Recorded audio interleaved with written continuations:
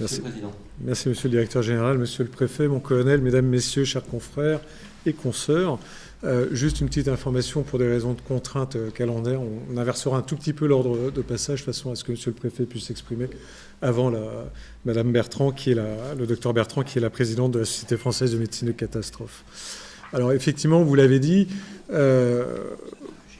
on a été interpellé au moment des attentats de Paris en janvier 2016, lorsque j'ai pris mes fonctions à l'URPS, par les retours d'expérience qu'on pouvait avoir de confrères et de cette automobilisation où finalement, souvenez-vous, le 13 novembre 2015, il y avait un mouvement social qui traversait la population médicale, qui manifestait sur le périphérique parisien au moment où les événements sont survenus. Et donc tout ce monde-là s'est rué dans les SAU pour prêter main forte, sauf que lorsqu'un médecin arrive, qu'il n'est pas connu dans un service d'accueil d'urgence, qui vient de déclencher son plan blanc, et c'est la panique au centre de régulation des appels du SAMU et de la BSPP, c'est source d'un certain désordre supplémentaire. Les autres textes qu'on a pu avoir, il suffit de lire la presse, qui illustre parfaitement bien finalement les enjeux de ce qu'est une gestion de crise sanitaire. D'abord, un plan s'est fait pour ne pas être respecté. Les premiers patients, et ça a été vrai à Nice aussi, arrivent en taxi et non pas par les voies de secours habituelles, ou alors amenés simplement par des véhicules personnels, pas forcément sur l'établissement qui a été identifié. Les deuxième chose, c'est qu'on a un phénomène et un vrai questionnement sur le capacitaire. Il y avait à l'époque un gros questionnement au niveau, à Paris en tout cas, sur des problématiques de délai de prise en charge de blessés, notamment par balle ou par éclat, du fait même de la monopolisation du matériel et de la stérilisation et des délais qui allaient avec.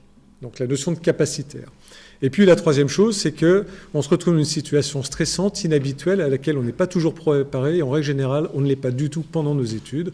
Et on se retrouve avec des changements de paradigme complets, justement pour faire face à ces enjeux de désorganisation complète, de capacitaire, etc.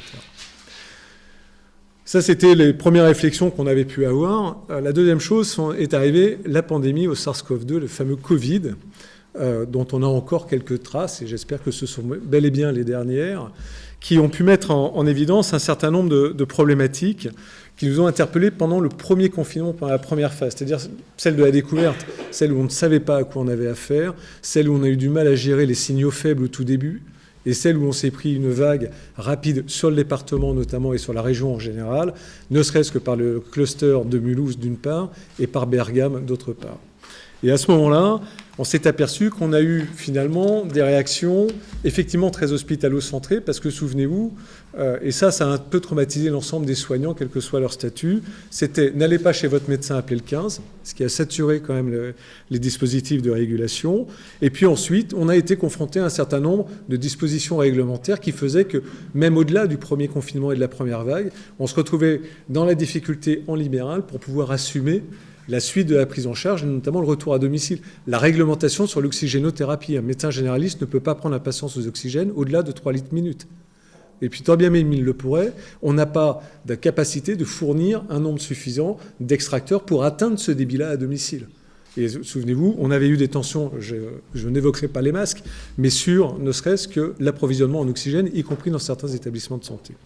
Donc on a été là, à ce niveau-là, confronté à un problème de capacitaire à tous les étages, à la fois hospitalier et en médecine de ville. Une problématique de communication qui a été pléthorique, qui a été mal gérée en termes de canal, puisqu'on recevait en tant que libéraux, ceux qui étaient inscrits au DGS recevaient le DGS urgent le jeudi soir, le vendredi matin recevaient le DGS urgent que retransmettait l'ARS, en recevant le DGS urgent suivant, correctif du premier.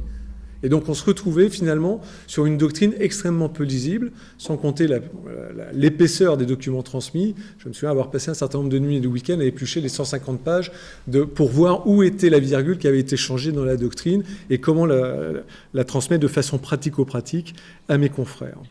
Il y a ensuite une communication qui a été délétère, cette fois du côté de la réception de la communication, avec une confusion entre l'information validée de l'ordre de la doctrine qui venait du ministère, de l'ARS, des préfectures, etc., et la communication grand public qui a été faite pour gérer l'opinion publique, la préparer à cette situation de crise, lui donner les bons réflexes comportementaux, du bon recours au système de santé en situation de crise. Et ça, chez certains professionnels de santé, le télescopage entre les deux a accentué ce sentiment de finalement on ne sait pas trop ce qu'on fait, etc. Donc une vraie problématique sur comment est-ce qu'on gère l'information dans ces situations-là, en tout cas du point de vue du médecin. Et puis, l'impression d'une tenue à l'écart, avec notamment un certain nombre d'organisations qui ont été mises en place, les premiers centres de vaccination, etc., où à la fois il y avait un refus d'organisation de plusieurs cabinets qui étaient prêts à assumer la vaccination de leur patientèle, de l'EHPAD, de la commune, etc. Et à côté de ça, des grands centres de vaccination beaucoup plus administrés et où finalement les libéraux, pour certains d'entre eux, ne se sentaient pas forcément à l'aise. Donc tout ça, ça a donné lieu à un certain sentiment d'amertume. Et puis surtout, dans le rétexte qu'on a réalisé à l'été 2020, on a bien vu quand même remonter que l'aspect résilient qui existe chez le professionnel de santé, notamment le médecin libéral, était altéré par cette amertume-là, cette sensation de tenue à l'écart, et finalement un découragement qui faisait que s'il faut y retourner, on sera peut-être un peu moins volontaire, on ira de manière un peu moins motivée. Le troisième épisode qui nous interpelle et qu'on connaît de plein fouet actuellement et qui vient d'être et qui sera exacerbé à partir du 1er avril prochain, c'est quand même la tension en ressources humaines qu'on a connue particulièrement sur la région depuis le printemps puis l'été dernier, avec des menaces sur les lignes de SMUR, avec des nécessités de commencer à prioriser au niveau de l'ARS quels étaient les services qu'on maintenait à tout prix par rapport à ceux qu'on pouvait peut-être alléger pour maintenir justement les services priorisés. Les notions de nécessité de renfort de la part du monde libéral, voire de transfert de charge de l'offre de soins, comme ça s'était fait à Auxerre en urologie par exemple. Ce qui interpelle dans une période où on est amené à revoir notre schéma régional de santé sous un angle nouveau, puisqu'on a un régime de changement des autorisations qui va venir également impacter ces données-là. La troisième chose, c'est qu'il ne vous aura pas échappé que depuis le 24 février 2022, on est quand même dans une situation géopolitique un peu particulière, avec un certain nombre de nouvelles doctrines, et en tout cas, on n'a jamais autant parlé de loi de programmation militaire que depuis un an, et notamment les 6 derniers mois, avec une vraie problématique. La problématique qui est propre au ministère de la Défense, du format de nos armées. Ça, c'est un choix de gouvernement et de société.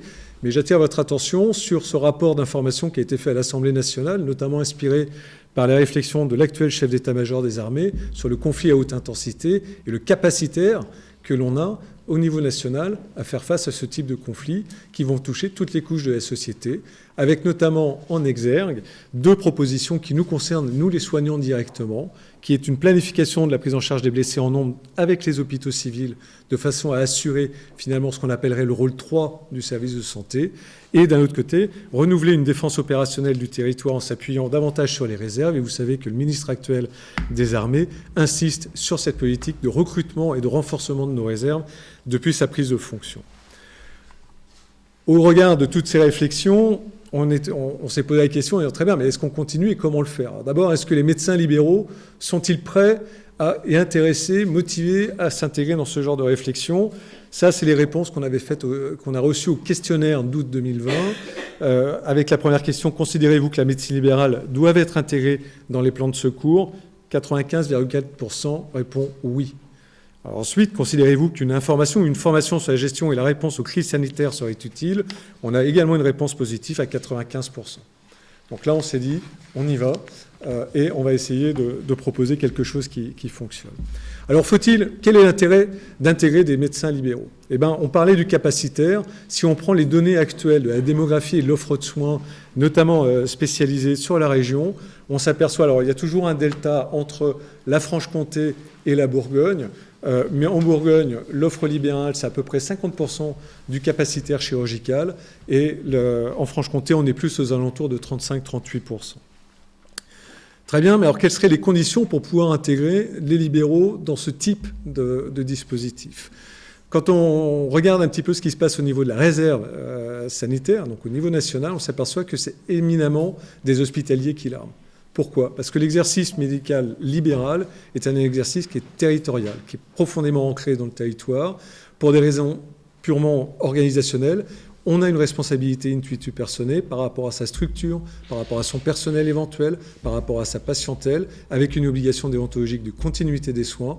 Et lorsqu'on est seul ou même dans un petit cabinet de groupe, c'est compliqué du jour au lendemain de quitter son cabinet pour une durée de 1 semaine, 10 jours, 15 jours, 3 semaines pour aller en mission à l'autre bout de la planète.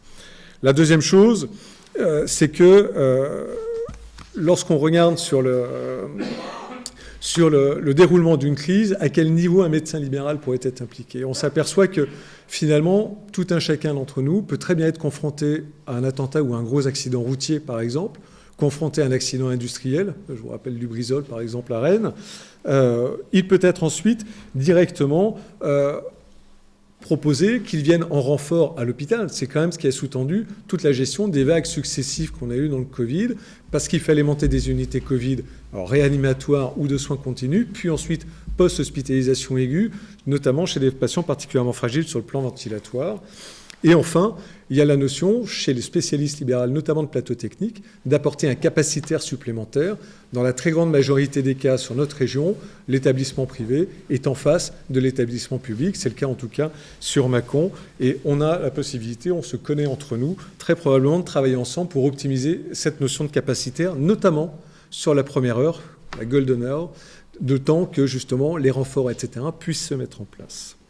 La troisième chose, donc, c'est cette forte volonté des médecins libéraux, je ne reviendrai pas dessus, qui nous ont sollicité pour avancer là-dessus. Alors, on en est arrivé à cette notion de renfort sanitaire territorial qu'on a essayé de formaliser, qu'on a publié dans la revue de la Société française de médecine de catastrophe, avec des grands principes. La première chose, c'était de faciliter à la fois une articulation et une intégration. Lorsqu'il y a une situation de crise, on est aveuglé par la crise, on oublie l'offre de soins, on oublie les pathologies derrière. C'est en filigrane quand même ce qu'on retient dans bon nombre de retours d'expérience qui ont eu lieu sur le Covid. Combien d'inquiétudes on a eu sur la prise en charge des AVC, des embolies pulmonaires, des infarctus, etc., du fait des difficultés d'accès aux établissements de santé, parce qu'il y avait un certain focus sur la Covid à juste titre, mais ne pas perdre de vue cette affaire-là. La deuxième chose, dans cette articulation, c'est la place du libéral qui va assurer la prise en charge des patients une fois la phase hospitalière passée, jusqu'à leur réintégration, et qui va assurer cette offre de soins aussi, le temps qu'on ait la décroissance de la situation de crise et la normalisation de l'offre de soins et des capacités de prise en charge. Le deuxième principe, c'est le recensement, il a été abordé, c'est qui est volontaire, quel est son niveau de formation, quelle est son expérience, et volontaire à quoi ? Donc il y a une logique derrière d'une certaine préaffectation de crise, c'est-à-dire je suis généraliste, j'aime l'urgence, je fais des vacations au SAU, est-ce que par exemple je serai volontaire pour aller renforcer le service d'accueil des urgences en cas de besoin ? Est-ce que je voudrais préférer être formé plutôt pour aller renforcer un poste médical avancé dans le cadre d'un plan Orsec ? Ou au contraire, je suis chirurgien, moi je veux apporter mes compétences pour renforcer le capacitaire du centre hospitalier, et dans ces cas, dans quelles conditions je peux le faire ? Et là, c'est une logique d'équipe et plus une logique de personne. Pour avoir ce type de professionnels de santé, il faut aussi une organisation territoriale et structure. Or, l'évolution de la Convention, notamment pour tout ce qui est exercice coordonné chez les libéraux, introduit la notion de participation à la réponse aux crises sanitaires dans son dernier avenant, qui est l'avenant 2 dit de l'ACI CPTS, avec notamment la nécessité de former et d'avoir des référents situation sanitaire exceptionnelle et crise sanitaire dans ces structures d'exercice coordonné. Le problème, c'est qu'à l'heure actuelle, aucun cadre national n'existe, ni pour les former, ni pour assurer que chaque CPTS ne va pas organiser sa propre élément de réponse dans son coin, sans articuler les choses, ni avec le SDIS, ni avec le Centre de régulation des appels, ni avec la préfecture, ni avec la région, ni même avec l'ARS de zone, qui sera en charge quand même de au moins 2 volets majeurs du dispositif Orsan. Donc ça nécessite de passer par une phase de formation, à la fois pour les professionnels amenés à venir en renfort, que pour ces personnels référents sur les organisations territoriales d'exercice coordonné. Et c'est ce que nous avons proposé en s'appuyant sur ce qui est réglementairement défini, les centres d'enseignement des soins d'urgence qu'on appelle les CESU, qui sont départementaux avec des antennes dans les centres hospitaliers, le tout chapeauté et sous l'autorité pédagogique et de la validation pédagogique de la Société française de médecine de catastrophe, avec un levier au niveau des libéraux qui sera le développement professionnel continu.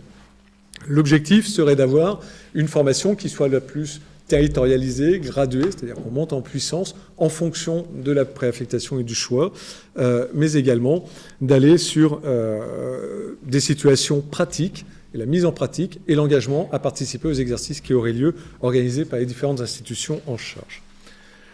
Cette articulation, où est-ce qu'on peut l'intégrer ? Lorsqu'on reprend en fait finalement les grands dispositifs qui existent actuellement, on a en bleu le versant Orsec préhospitalier, vous connaissez tous, porté par la préfecture, le SDIS, la protection civile, et puis il y a le dispositif Orsan qui va décliner les différents risques épidémiques, afflux massif de victimes, le NRBC, le climatique, etc. On a au niveau départemental les déclinaisons organisées par les référents SSE dans les établissements et sur les territoires par les délégations territoriales et les préfectures pour le côté Orsec. Et puis, chaque opérateur va avoir ses propres plans particuliers d'intervention, que ce soit au niveau d'un établissement avec son plan blanc, que ce soit d'un établissement médico-social avec son plan bleu, ou que ce soit au niveau de structure extra-hospitalière avec les plans rouges. Bon. Et puis, vous avez chaque opérateur porteur d'un risque industriel particulier, Céveso, NRBC, etc., qui doit avoir son plan particulier d'intervention, validé par la préfecture, et qui normalement doit être diffusé, ou en tout cas, les professionnels de santé concernés du territoire doivent être formés. On estime qu'à ce niveau-là, c'est là que le renfort sanitaire territorial peut apporter sa cartouche en venant se plugger directement, soit sur le versant Orsec, soit sur le versant Orsan, en tenant compte de l'ensemble de ces éléments, ce qui imposera dans un avenir que j'espère proche, un travail conjoint aussi avec les services de la préfecture, de façon à pouvoir travailler sur ces risques particuliers. Un exemple typique, Lubrizol, on a un nuage suspect, potentiellement toxique, qui survole une ville.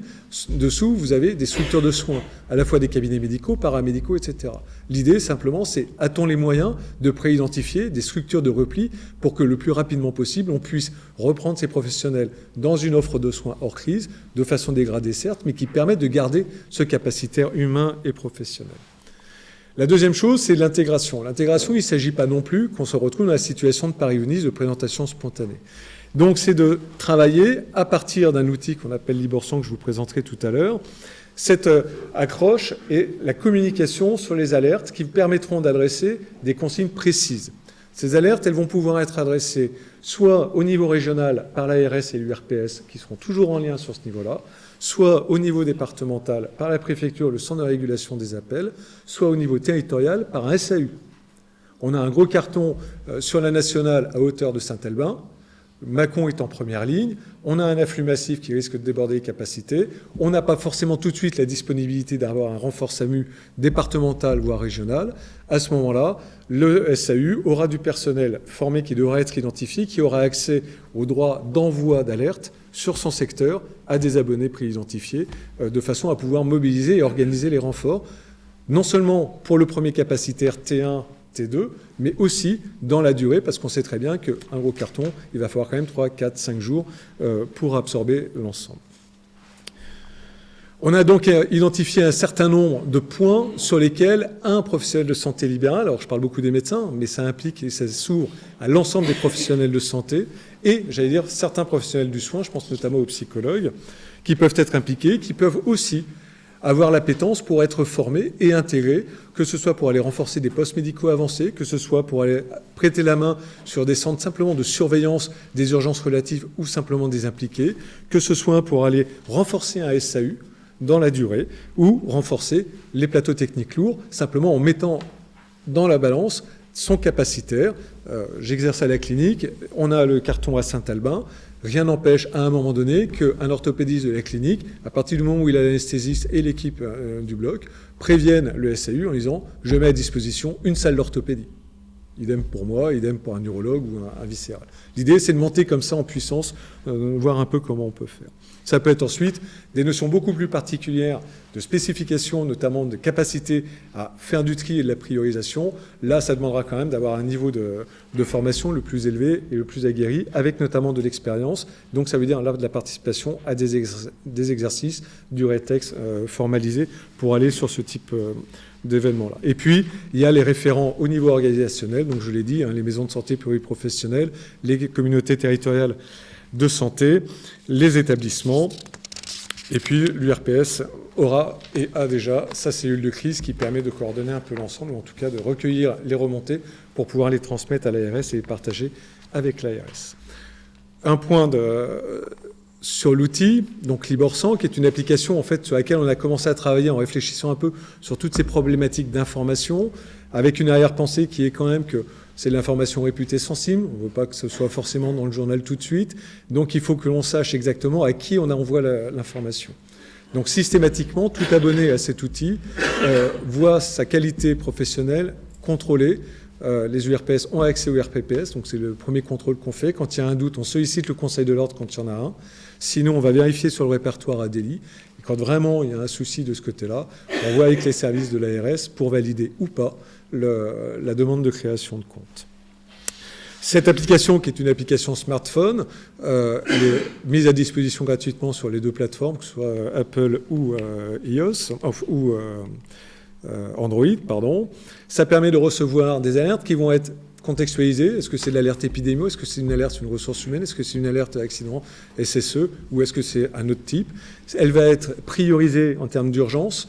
Donc, simple information, mise en alerte, et puis ensuite, elle alerte urgente, voire immédiate, qui pourra être doublée soit d'une notification push, soit d'une notification SMS quand on a besoin d'une réponse immédiate.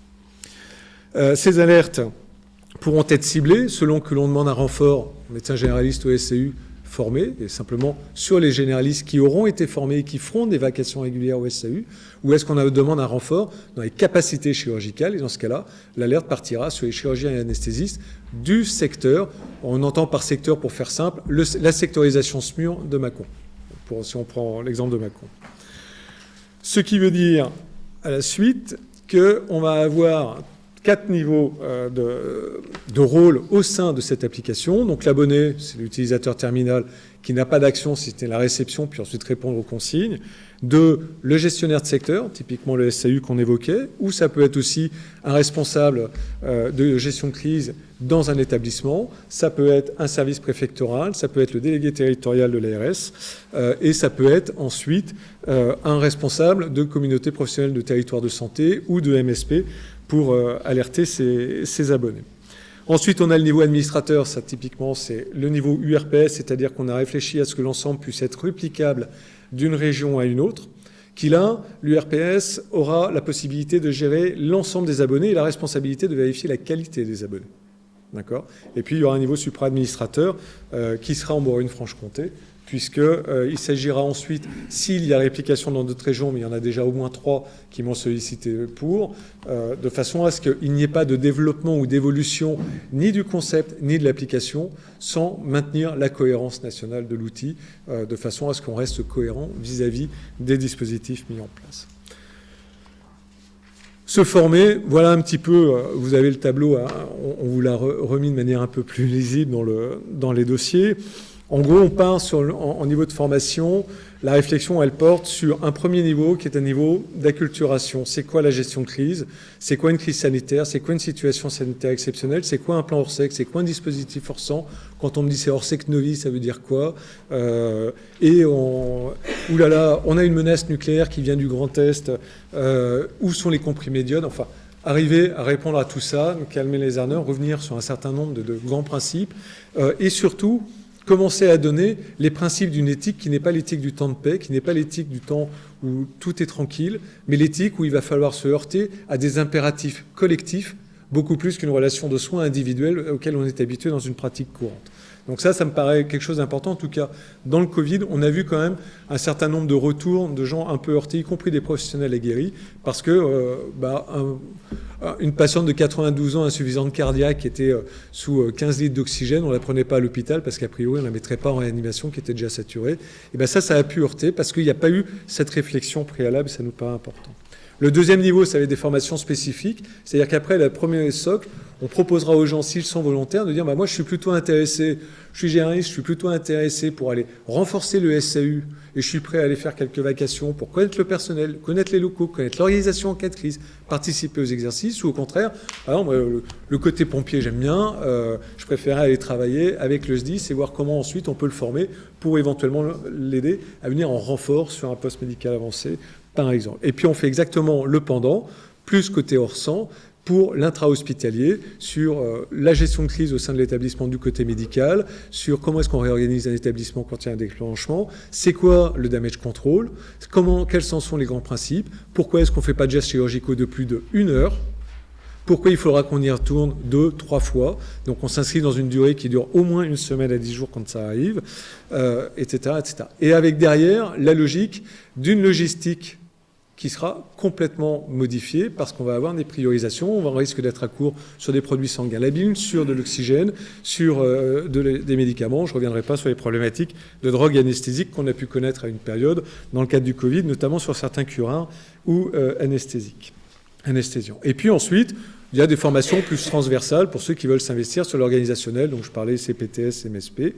Et puis on va mettre en place un certain nombre de formations, j'allais dire, ouvertes, sur des grands principes très spécifiques. C'est quoi une cellule d'urgence médico-psychologique?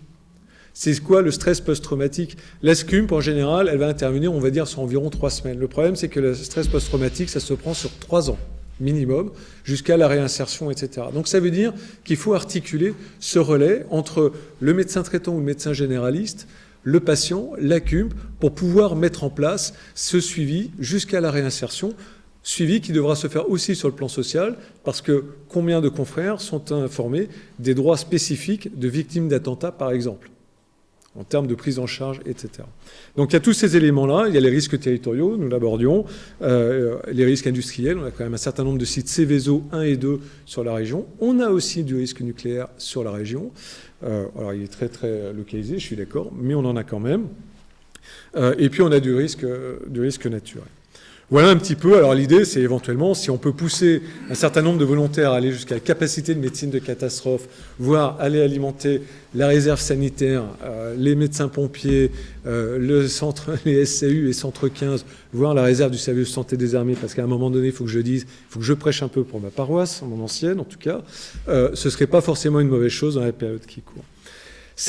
L'ensemble de ce projet-là, ça fait, vous l'avez compris, un certain nombre d'années qu'on travaille dessus. On en est arrivé à le présenter à la Société française de médecine de catastrophe, et notamment au docteur Bertrand, et à son bureau, on travaille énormément dessus, notamment sous l'angle de la formation et de la pédagogie, et apporte son soutien à ce projet. Mais je pense que Catherine aura l'occasion tout à l'heure d'en dire quelques mots. On travaille, dès le départ, on a pris contact avec le réseau urgence de Bourgogne-Franche-Comté qui fédère l'ensemble des centres d'enseignement de soins urgence, justement pour commencer à travailler sur cette gradation de la formation et sa cohérence. Et puis, on va avoir un certain nombre de sujets en plus. Alors, j'ai cité, Eliane Conseil, c'est un cabinet de conseil extérieur. Là, c'est simplement parce qu'il y a engagement de finances publiques, donc c'est un cabinet externe pour venir valider la juste dépense de nos deniers collectifs. Voilà. Je crois que je n'oublie personne. Alors on va avoir ensuite un certain nombre de travaux, j'en ai évoqué quelques-uns, monsieur le préfet, mais les solutions de repli quand on a une vraie catastrophe et pour maintenir l'offre de soins hors crise.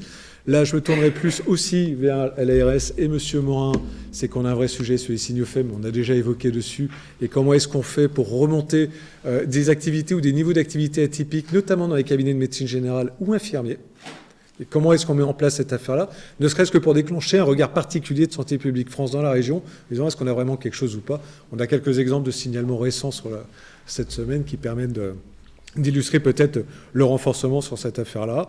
Et puis, on a l'intégration d'autres régions, puisqu'à ce jour, j'ai au moins 3, voire même 4 autres URPS qui ont demandé à intégrer le projet. Voilà, je vous remercie, puis on est à votre disposition, et monsieur le préfet, je vous invite à prendre la parole.